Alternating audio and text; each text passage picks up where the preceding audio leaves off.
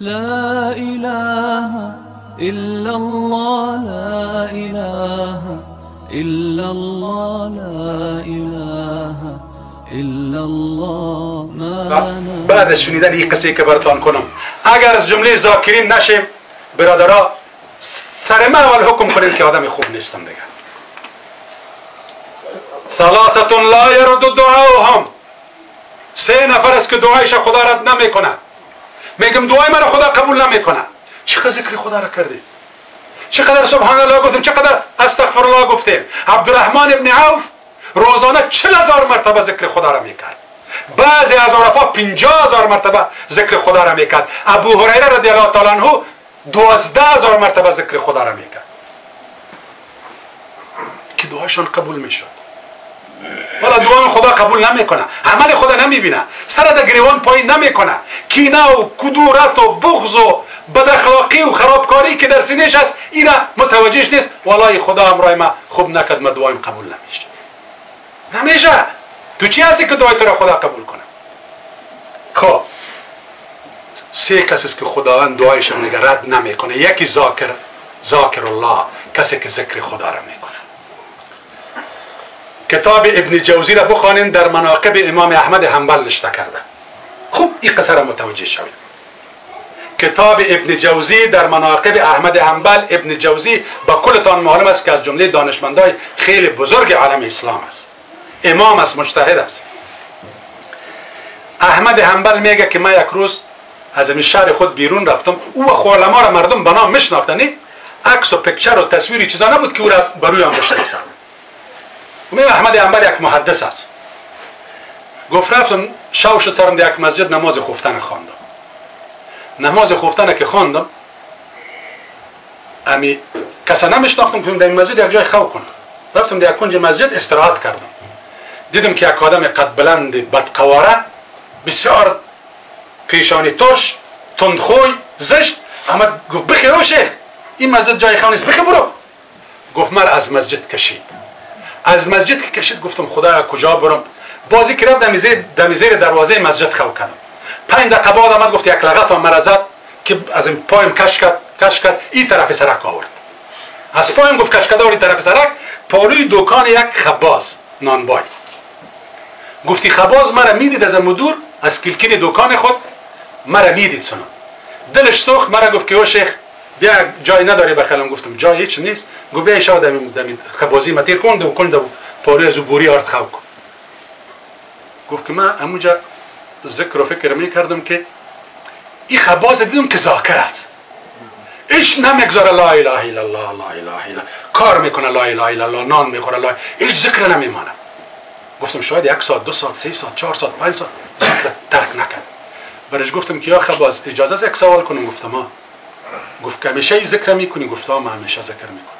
گفت مانده نمیشه؟ گفت نه قطعا مانده نمیشه، برام مزه میده. این ذکر که نکنم امروز قیامت از سرم، مرگ خود از خدای خود میخواد. گفت چی فایده دیدی از ذکر؟ امام احمد حنبل میخواد که از خباز یاد بگیره، مثل ما شما رو متکبر نیست، کلان عالم گپ میزنه.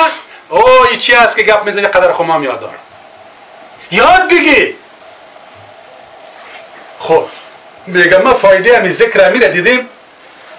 او شیخ تو خونه میفهمی برش میگه امام احمد چون نمیشناسه، تو خونه میفهمی. با خدا قسم هر دعایی که کردیم خدا قبولش کرده، ولی یک دعای ما قبول نکرده. یک دعای ما قبول نکرده. گفت کدام دعایت است؟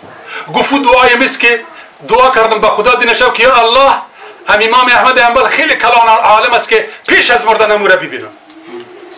امام احمد حنبل برش میگه که این احمد حنبل خداوند از پایش کش کرده برات آورده، او خباز از پایش کش کرده پیش دروازه، من امام احمد حنبل است.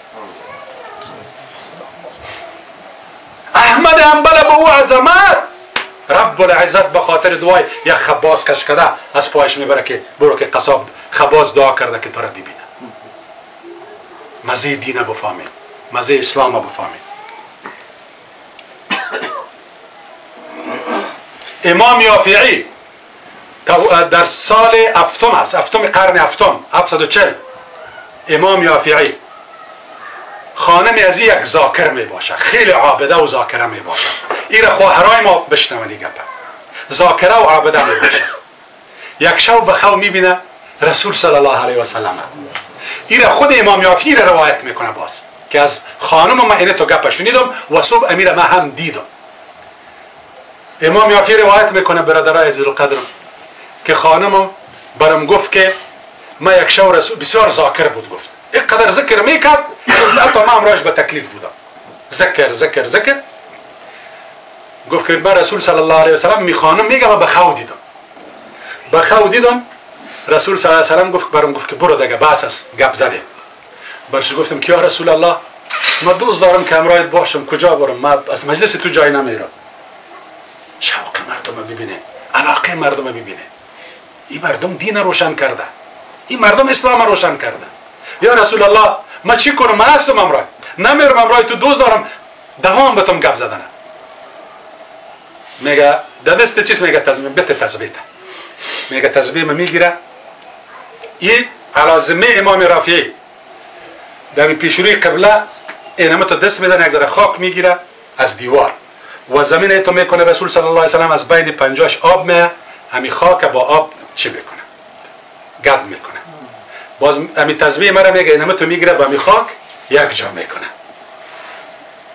سلفی بیچاره میگه تزبیه بدعت است، چون ایمان ازی را نداره که تزبیه را پیش روی کفار بگیره بندازه، نیره بدعت میکشه.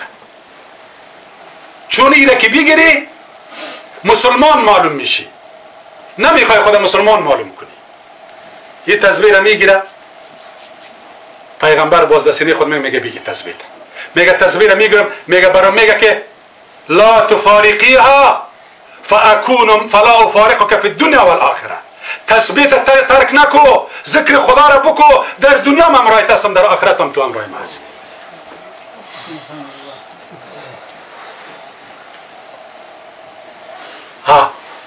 مجدد اسلام احمد ابن عبدالرحیم قرن 13 هجری، مشهور به شاه ولی‌الله دهلوی.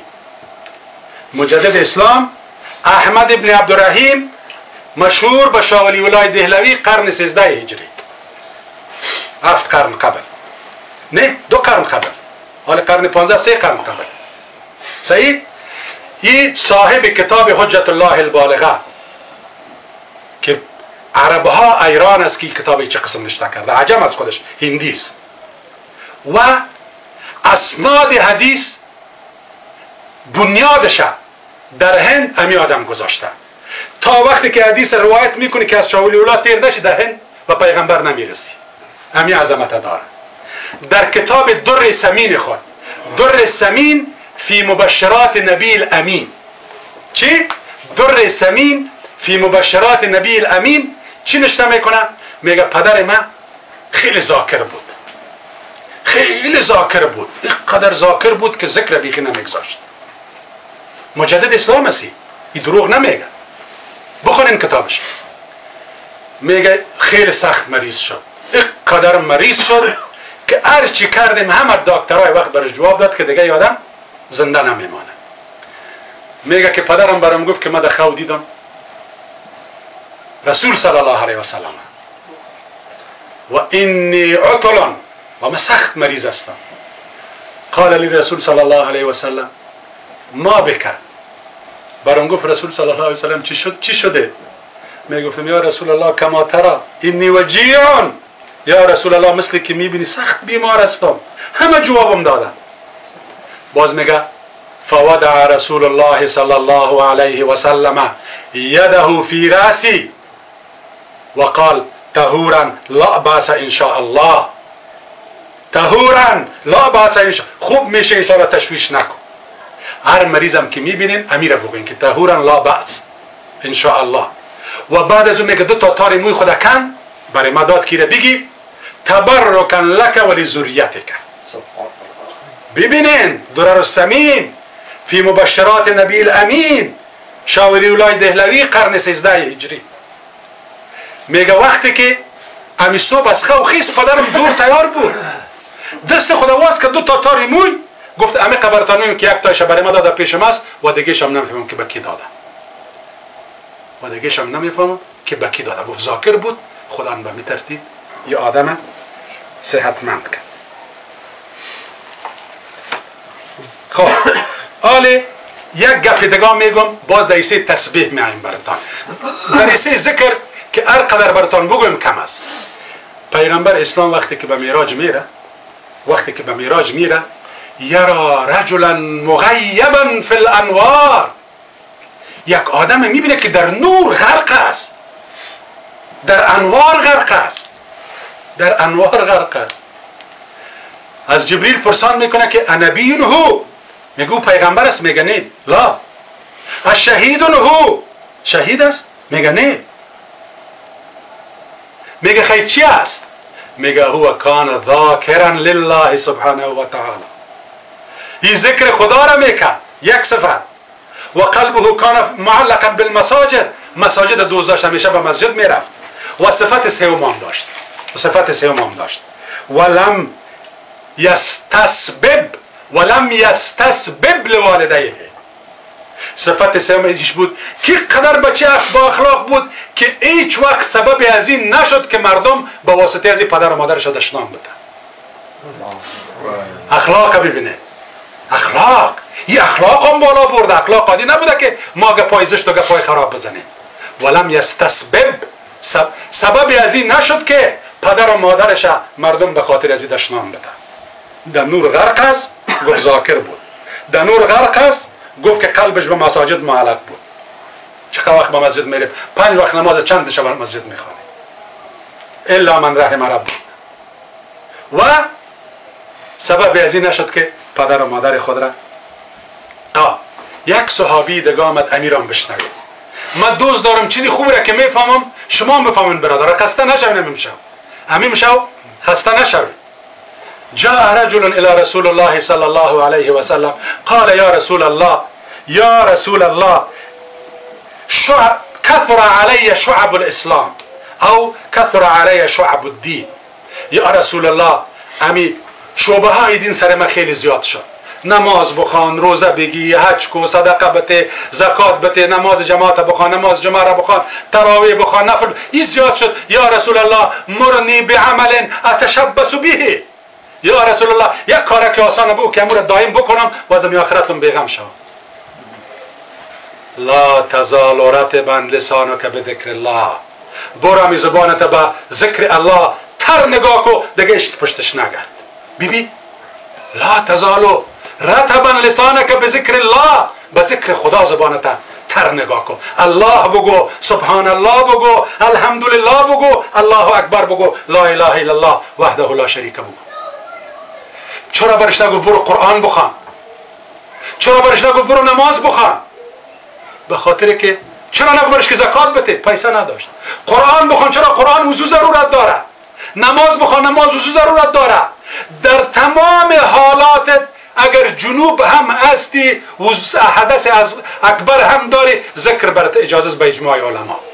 با اجماع علما اگر وضوی خوردم ندارین، وضوی کلانم ذکر کردن هیچ مشکل نداره. ذکر خدا را بکنین و همین خاطر برای که برو ذکر خدا را.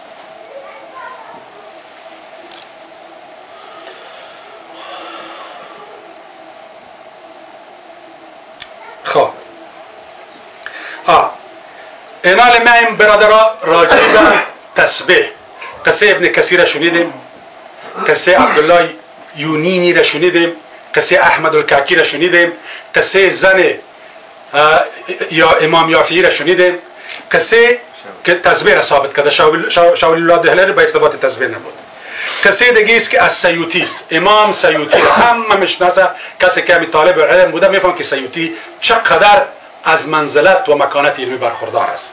در سال 911 در سال 911 آدم زندگی میکرده.